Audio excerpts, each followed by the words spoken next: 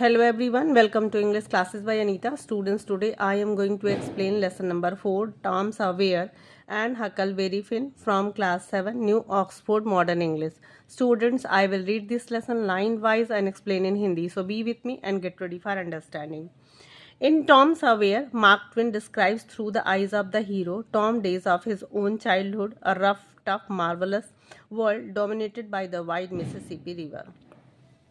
तो जो टॉम सॉवियर कहानी हम पढ़ने जा रहे हैं, ये जो स्टोरी पढ़ने जा रहे हैं, उसमें मार्क ट्वेन ने अपने बचपन की जो कठिन जीवन था, जो सुंदर मार्वलस जो वर्ल्ड था और जिस पे मिसिसिपी रिवर का जो तेज़ बहाव है, जो उससे प्रभावित उनका जो जीवन था, उसको उन्होंने अपने दिनों को, अपने उस बचपन की यादों को डिस्क्राइब करते हुए उस टॉम के यानी कि जो हीरो है इस स्टोरी का, उसके थ्रू इन्होंने अपनी चाइल्डहुड की बातें बताने की कोशिश की है।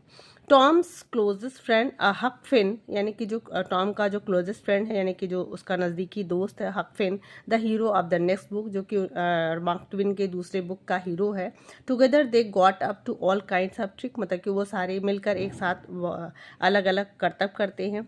As you read the parts of the story, जब ये कहानी का हिस्सा आप पढ़ोगे, विच कंटेन्स डायलॉग, जिसमें कुछ डायलॉग्स हैं यानी कि संवाद हैं। Note how mark Twain reflect the exact speech style of the speakers. तो आप ये नोट करोगे कि जो मार्क ट्वेन है वो स्पीकर के थ्रू, यानी कि जो बोलने वाला है उसके थ्रू, वो अपने जो स्पीच स्टाइल यानी कि जो बात संवाद का जो तरीका है वो किस तरीके से रिफ्लेक्ट होता है। तो चलिए स्टोरी को स्टार्ट करते हैं। Monday morning found Tom severe miserable. तो मंडे का जो सुबह होता है, जो टॉम सवेयर है वो अपने आप को दुखी महसूस करता है। Monday morning always found him so, क्योंकि हर जो सोमवार की सुबह होती है वो हमेशा अपने आप को ऐसा ही पाता है। Because it began another week slow suffering in a school, क्योंकि फिर से एक नया जो हफ्ता है शुरू होने वाला होता है जो कि स्कूल का यानी कि विद्यालय का मतलब विद्यालय में धीमी गति से जो परेशान करने, यानी कि स्कूल जाना पड़ेगा उसे, इसलिए मंडे वो हमेशा दुखी होता है। टॉम ले थिंकिंग, टॉम सोच रहा था। Presently it occurred to him that he wished he was sick, मतलब कि उसे तुरंत ये लगा ऐसा। प्रेजेंटली इट अकर्ड मतलब कि उसे ऐसा लगा कि to him that he wished he was sick, मतलब कि वो अपने आप से सोच रहा था कि काश वो बीमार होता। Then he could stay home for school, अगर वो बीमार होता तो वो घर पे रुक सकता था, स्कूल उसे जाना नहीं होता, मतलब स्कूल घर पे रुक सकता था। Here was a wagyu possibility, लेकिन ये इसकी जो सोच थी यानी कि जो संभावना थी वो बेकार थी। ही कैनवास्ड हिज सिस्टम, उसने अपने पूरे सिस्टम यानी कि अपना पूरा जो शरीर का सिस्टम था उसे चेक किया। नो एलिमेंट वॉज फाउंड, कोई भी उसे बीमारी समझ में नहीं आई। एंड ही इन्वेस्टिगेटेड अगेन, फिर से उसने उसकी जांच पड़ताल की। This time he thought he could detect crampy symptoms, और उसने इस बार सोचा कि शायद वो मतलब कि क्रैम्पी मतलब कि उस ऐंठन या मरोड़ का जो सिम्टम्स है वो बताए, मतलब कि वो बहाना बना सके। And he began to encourage them, और उसने कोशिश भी की कि उसका जो ऐठन है या जो मरोड़ है उसको बढ़ाए। देम विद कंसिडरेबल होप, मतलब पूरी उम्मीद से, पूरी आशा से उसने अपने इस ऐठन वाले सिम्टम्स को बढ़ाने की कोशिश की। But they soon Guru fever, लेकिन वह जल्दी ही ग्रू फीवर मतलब कि कमज़ोर पड़ गए, मतलब उसका जो ऐठन था या जो क्रम्पी सिम्टम्स था वो कमज़ोर पड़ गया। And presently died Holi away, और उसका जो ऐठन या मरोड़ था पूरी तरीके से गायब हो गया। ही रिफ्लेक्टेड फर्दर, फिर आगे उसने आगे बहाने बनाने की उसने सोची। Suddenly he discovered one of his upper front teeth was loose, अचानक से उससे पाया कि उसका जो ऊपर का एक दांत है वो थोड़ा ढीला है, यानी कि हिल रहा है। दिस वॉज लकी, और यह बहुत ही भाग्य से बात थी। He was about to begin to groan, और अभी वो कराहने वाला ही था, यानी कि कराह शुरू करने वाला, यानी कि बहाना बनाना शुरू करने ही वाला था।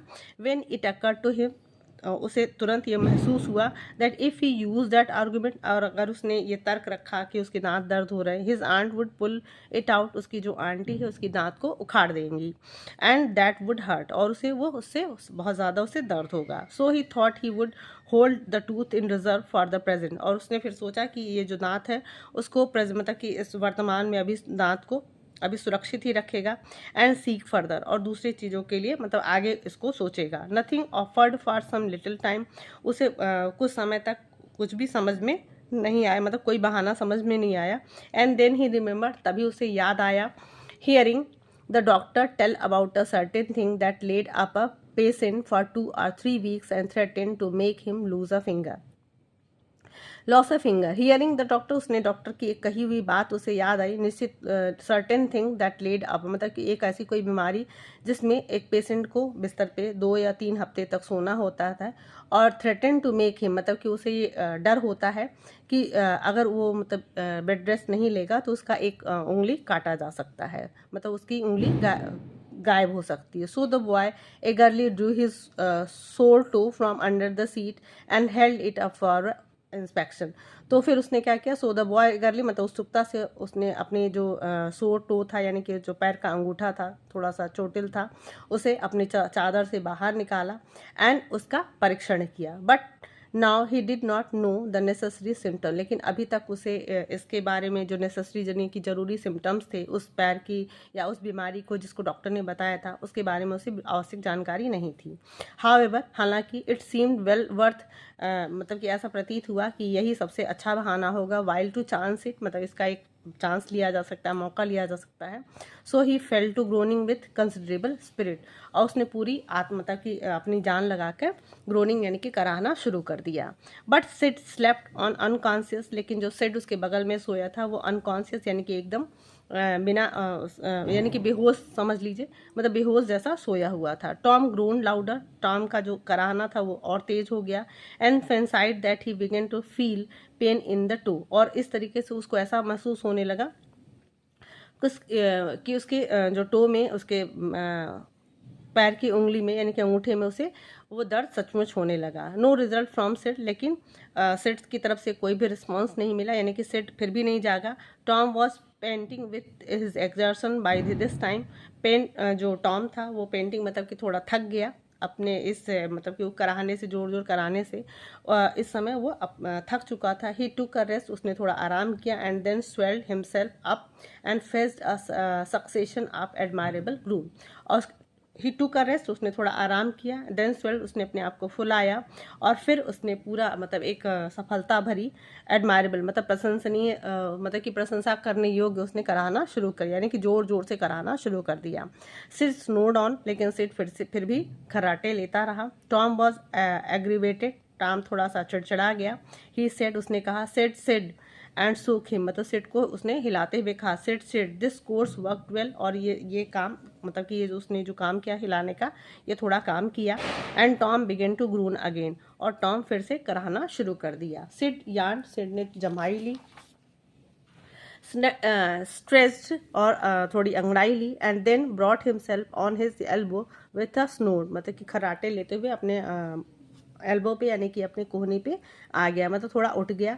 And began to stare at Tom, और बिगन की तरफ and began to stare at Tom, और बिगन को and begin to stare at Tom, मतलब टॉम को घूरने लगा. Tom went on groaning, Tom मतलब जो उसका कराहना था वो जारी रहा. सिड ने कहा, टॉम से टॉम, नो रिस्पॉन्स, मतलब टॉम से टॉम कहो, क्या टॉम कहो, नो रिस्पॉन्स, लेकिन कोई उत्तर नहीं आया. हियर टॉम टॉम, मतलब फिर टॉम टॉम बुलाता है. What is the matter Tom, पूछता है कि क्या बात है टॉम. एंड ही सुक हिम, उसने उसे हिलाया. And looked in his face anxiously, और चिंतित होकर उसके चेहरे पर देखा. टॉम मून्ड आउट, टॉम फिर से कराहा. ओह डोंट सिड, मतलब कि तुम मत करो सिड, ऐसा मत करो. डोंट जॉगल मी, मतलब कि मुझे मत मारो. Why, what is the matter, Tom मतलब कहता है कि टॉम क्या बात है. आई मस्ट कॉल आंटी, मुझे आंटी को बुलाना चाहिए. नो नेवर माइंड, मतलब कोई बात नहीं, बिल्कुल ध्यान मत दो. I will be over by and by, मतलब कि ये जल्दी ठीक हो जाएगा. मे बी, शायद. डोंट कॉल एनीबडी, किसी को भी मत बुलाओ. बट आई मस्ट, मतलब लेकिन कहता है मुझे बुलाना चाहिए. डोंट ग्रोन सो, मतलब इतना जोर से मत करा हो. टॉम, इट इज़ अवेफिल, मतलब ये बहुत भयानक है. How long you been this way, मतलब कि किस तरीके, मतलब कब से तुमको इतना ज़्यादा, मतलब तुम कब से इतना परेशान हो. आर्स, आउच, मतलब वो, oh don't stir so Sid, you will kill me. तो वो कहता है कि घंटों से, आउच मतलब दर्द से आवाज़, ओह डोंट स्टिर, मतलब मुझे मत हिलाओ. Sid, you will kill me, तुम मुझे मार दोगे. Tom, why did you not you wake me sooner, तो उसने कहा कि तुमने मुझे जल्दी क्यों नहीं जगाया. Oh Tom, don't, it makes my flesh crawl to hear you, मतलब कि मेरा जो मांस है, क्रॉल मतलब कि तुम्हें हिलाने में चला जाएगा। Tom what is the matter, Tom क्या बात है।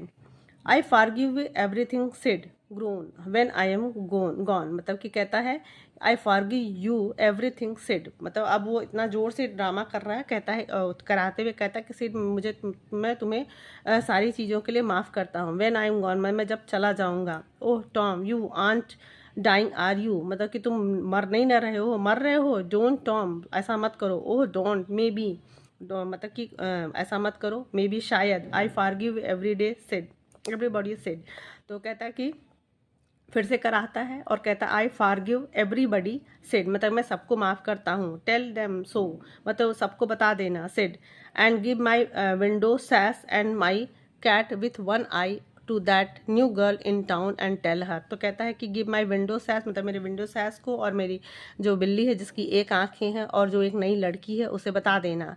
But Sid had snatched his cloth, लेकिन मतलब अभी वो अपनी ये बात जारी रखता है, तभी जो सिड है हैड स्नैच्ड हिज क्लोथ, मतलब उसके कपड़े को उसने पकड़ रखा था, तो अपने कपड़े को खींचता है और चला जाता है।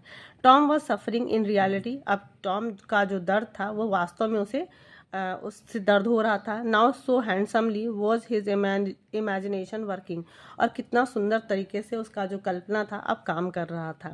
And so his groans had gathered quite a genuine tone, अब जो उसका जो कराह था वो सचमुच में ऐसा लग रहा था कि वास्तविक टोन उसने ले लिया, यानी कि उसको जो दर्द था वो सचमुच का फील होने लगा था, और अब की जो उसकी जो कराह थी अब सच मतलब वास्तविक लगने लगी थी।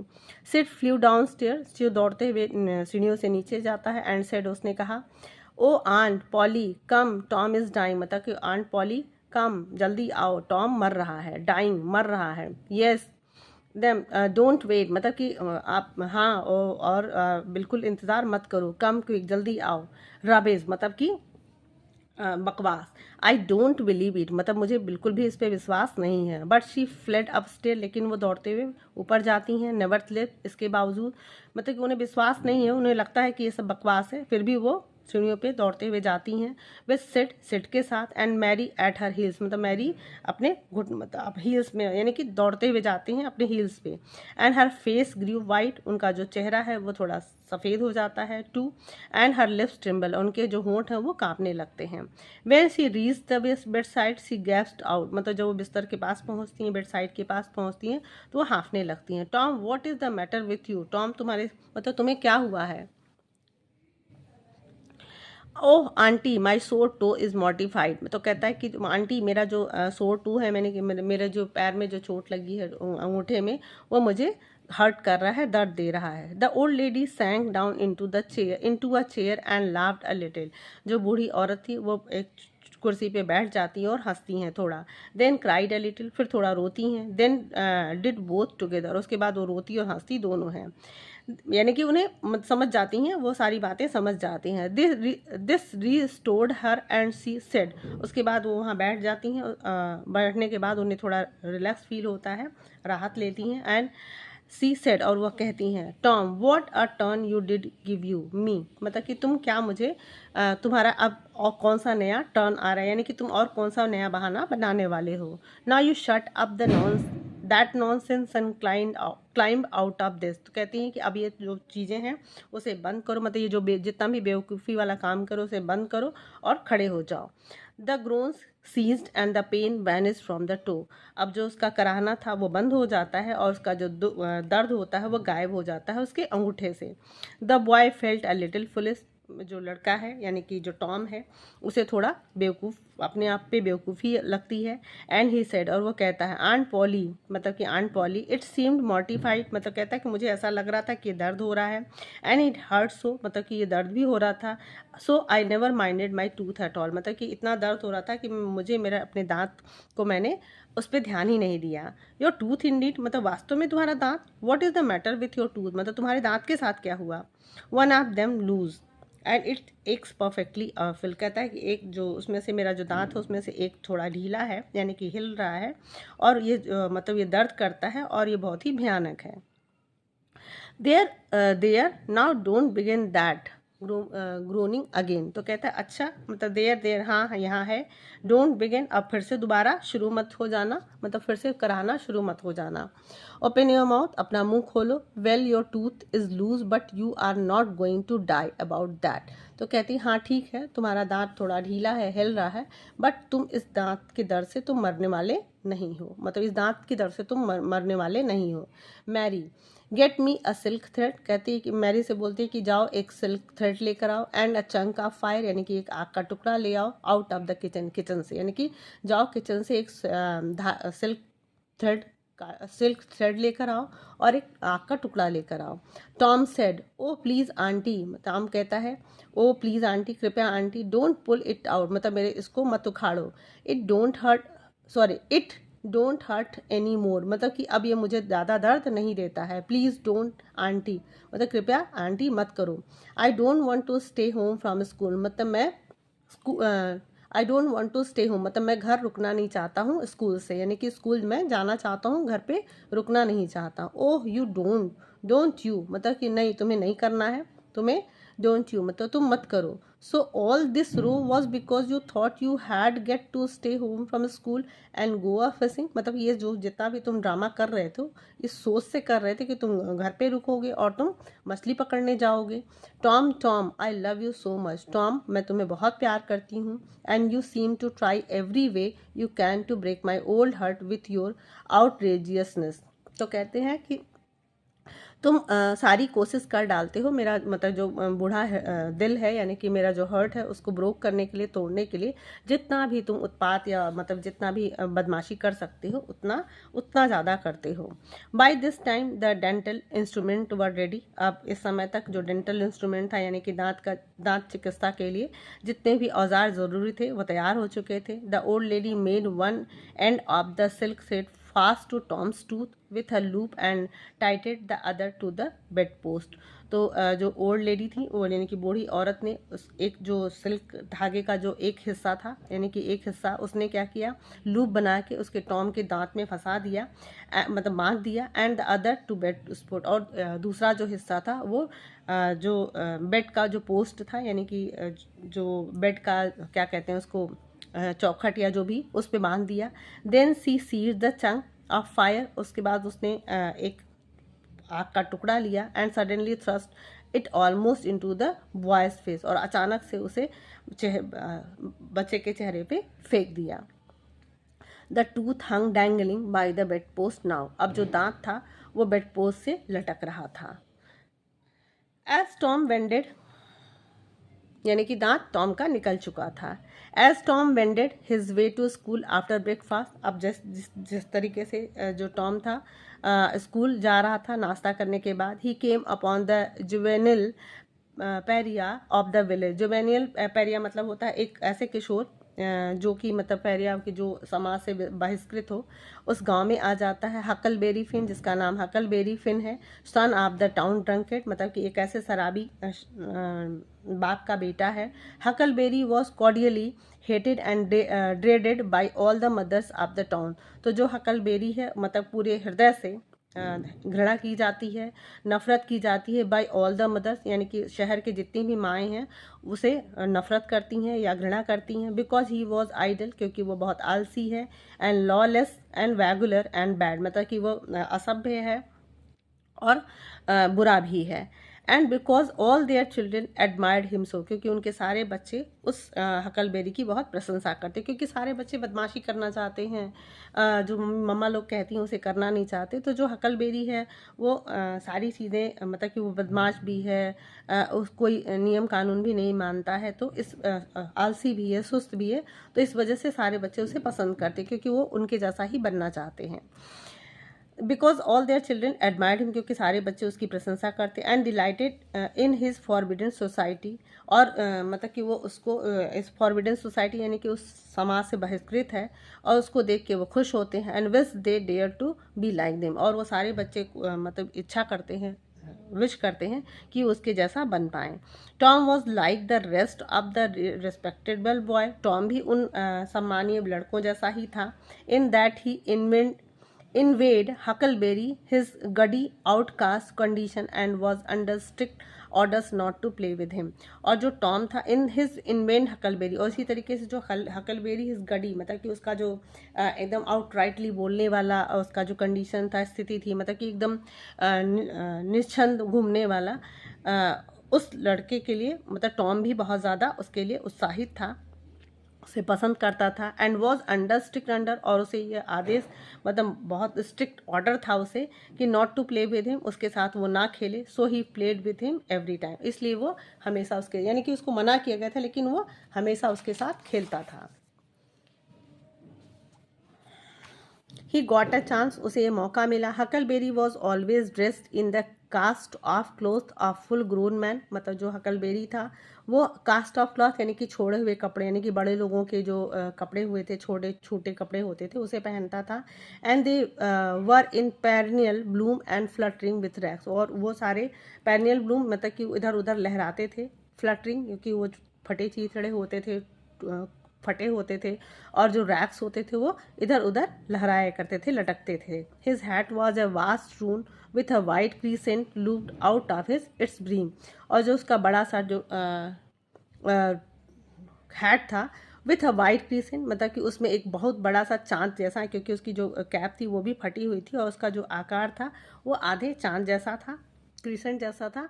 तो वो looped out of the brim, मतलब उसका जो किनारा था वो चांद जैसा फटा हुआ था। His coat hung down nearly to his heel, उसका जो कोट हुआ करता था उसके हील तक यानी कि एड़ियों तक लटका रहता था। And head he near word button for down the back, और उसके जो रिवॉर्ड बटन और उसके जो पीछे जो बटन थे उसके पीछे थे, यानी कि जो कोट की जो बटन थी उसकी पीछे लटकी थी। But one suspender supported his trousers, लेकिन उसका जो मतलब इतने बड़े कपड़े पहनता था इस वजह से उसका जो एक सस्पेंसर, इसको कहते हैं सस्पेंडर, यानी कि जो होल्ड करता है, तो उसका जो बड़ा कपड़ा था वो एक सस्पेंडर, अब दोनों तरफ नहीं, इसको सस्पेंडर कहते हैं, आप देख सकते हो, लेकिन उसका एक ही सस्पेंडर उसको होल्ड किया रहता था, पकड़ा रहता था।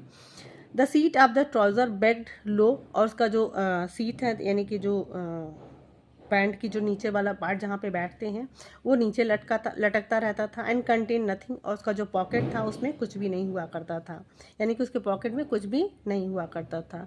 The fringed legs drag in the dirt, और जो फ्रिंजेड मतलब कि जो झालरदार उसका जो लेग्स था यानी कि जो पैंट के पैर थे, ड्रैग इन द डर्ट मतलब धूल मिट्टी में वो घिसटते रहते थे। व्हेन नॉट रोल्ड अप, जब उसे मोड़ा नहीं गया होता था। Huckleberry came and went at his own free will, Huckleberry came मतलब हकलबेरी जब भी आता, मतलब Huckleberry came and went at his own free will, मतलब हकलबेरी अपने मन से आता और अपने मन से ही जाया करता था। He slept on door step in fine weather, और जब अच्छा मौसम होता था तो दरवाजे के बाहर सोया करता था। एंड इन एम्पटी हॉर्स हैग इन वेट, और जब बारिश या कोई ख़राब मौसम होता था तो वो जहाँ पे छायादार जो भी होता, हॉक्स हेड होता था, वहाँ सोया करता था। He did not have to go to school और टू चर्च, ना ही उसे स्कूल जाना होता था, ना ही उसे चर्च जाना होता था।